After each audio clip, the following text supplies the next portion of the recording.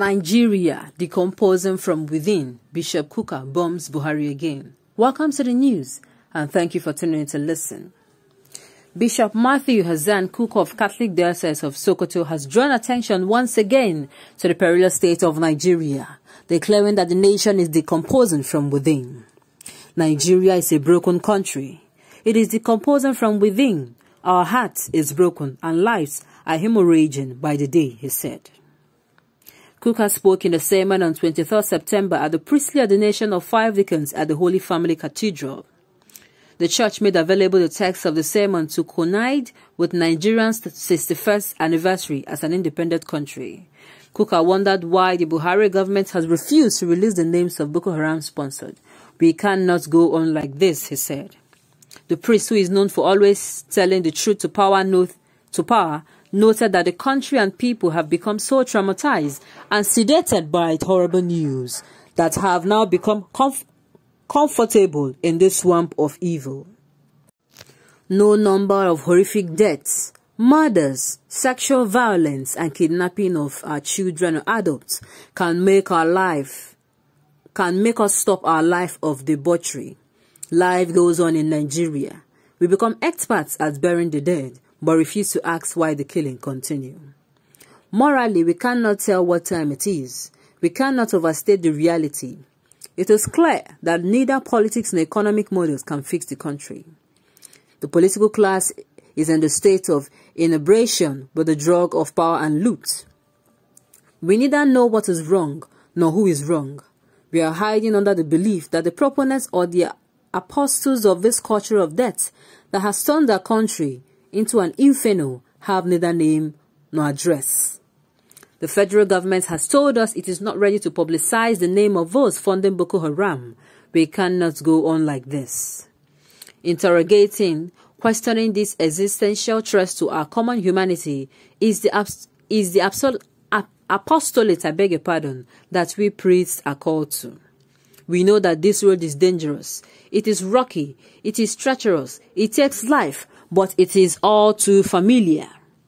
We Christians know its name. It is metaphorically called Golgotha. If Golgotha was a footpath, the resurrection blasted the highway to redemption on it. Just as he declared Nigeria broken, Kukah said the people are also broken. Everywhere we turn, the bodies and the emotions of men and women are irretrievably broken. Our people fleeing their homes after 10 years have now turned refugee camps into their habitats. Our identity as citizens is being traded for the status of migrants and refugees. The civic space is slowly closing as citizens are losing ordinary freedom to crippling hands of totalitarianism. Kukah urged priests to offer a clearer path for the nation, ensuring that even when the Lord sleeps, he is awake and that the boat will not sink. We only need to banish our fears and trust in him.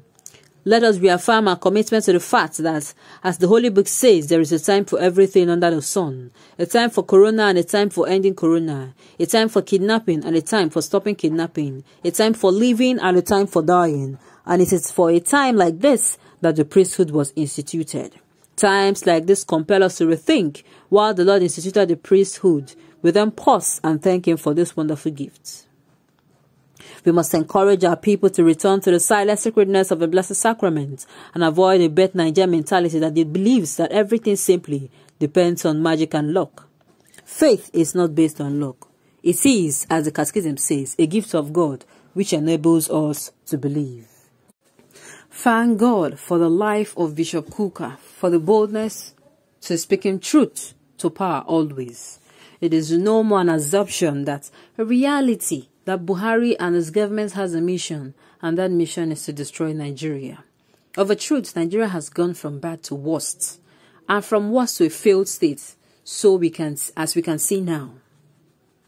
All the good things Nigeria was known for in the past has been totally neutralized and taken aback for 50 years. The damage is enormous, that Nigeria is irredeemable, and the only option left on our table now is to go our separate ways. Which tribe can cohabit with Fulani in one Nigeria when Fulani has unleashed terror on all the ethnic nationalities in Nigeria? Because the government has refused to do the needful. Let us just go our separate ways peacefully.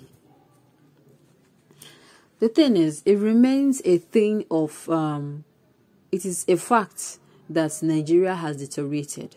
All these things that we have heard in the news, it is no more news. We know it. But why? Even most of our governors are not saying these things. They are not. They are party conscious. They would rather speak up for their party and not go against their party conduct or rules than stand up and speak the truth.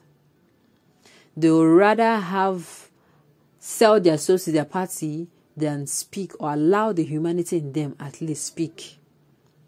And these governors, so to say, and even those in power, even the Buhari administration, they have chosen to pay deaf ears on this issue. Yes, everything we heard is fact. None of them is, we cannot come out and say now it is a lie, no. If you come out and say it is a lie, you're going to be taken to a psychiatric facility for checkups. But what I'm saying now, we know this is the truth. But what is the way forward? How do we move forward? How?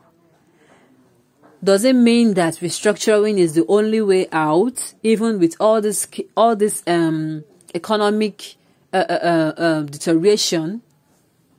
We have a lot, as in even Nigeria as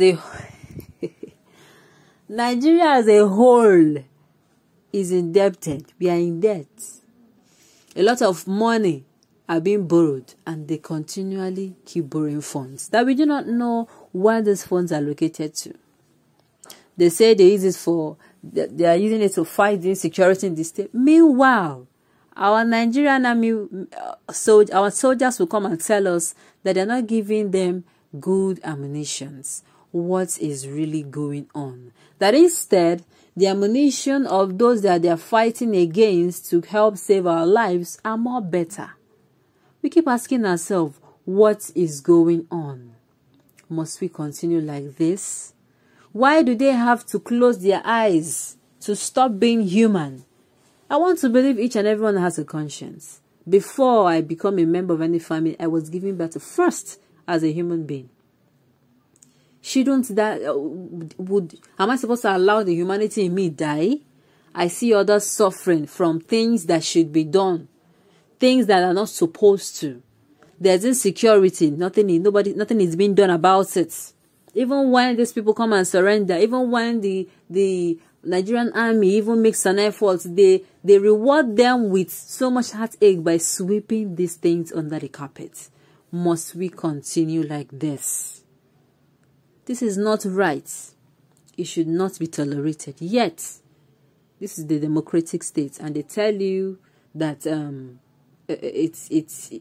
in fact, about this particular issue, we have cried and cried enough. That is why those agitating. The lackadaisical attitude by the government has shown is too much and has created this monster. Now, these people that are agitating.